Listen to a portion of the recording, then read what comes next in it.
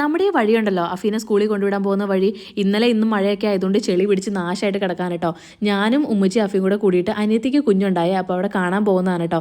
നടന്നു പോകാനുള്ള ദൂരമുള്ളൂ. കഴിഞ്ഞ ദിവസം ഞങ്ങൾ വന്നതാണ്, പിന്നെ ഇന്ന് ആൻറ്റിയും അതുപോലെ ചിന്നും ഒക്കെ വരുന്നു എന്ന് പറഞ്ഞുകൊണ്ട് ഞങ്ങളും കൂടി പോയതാണ്.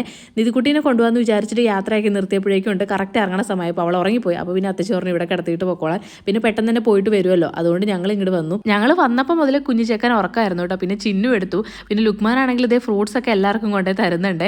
അവളെടുത്ത് കഴിഞ്ഞിട്ടും അവന് എണീക്കേണ്ട ലക്ഷണമൊന്നും ഉണ്ടായിരുന്നില്ല. പിന്നെ ഞാൻ എടുത്തപ്പോഴാണെങ്കിൽ ഒരു കണ്ണ് മാത്രം ഇങ്ങനെ തുറന്നു പിടിച്ച് നോക്കുന്നുണ്ടായിരുന്നു. അപ്പോൾ ഞാനിങ്ങനെ എടുത്ത് പിടിച്ചുകൊണ്ടിരുന്നപ്പോൾ ഉമ്മച്ചി ഇങ്ങനെ വന്ന് കഴിഞ്ഞ ദിവസം ഫേസ്ബുക്കിൽ വന്ന കുറേ കമൻസിനെ കുറിച്ച് പറയായിരുന്നു.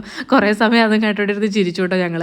പിന്നെ അതേ ചായ കുടിക്കാൻ വേണ്ടിയിട്ട് ഇരുന്നതാണ് എല്ലാവരും. അങ്ങനെ ചായയൊക്കെ കുടിച്ചു. കുറേ നാളിന് ശേഷമാണ് കേട്ടോ നമ്മൾ 3 ഫാമിലി ഒരുമിച്ച് കൂടുന്നത്. കഴിഞ്ഞ പ്രാവശ്യമാണെങ്കിലും ഞങ്ങളും ആൻറ്റിയും മാത്രമേ ഉണ്ടായിരുന്നുള്ളൂ, ഇവർ വന്നിട്ടുണ്ടായിരുന്നില്ല.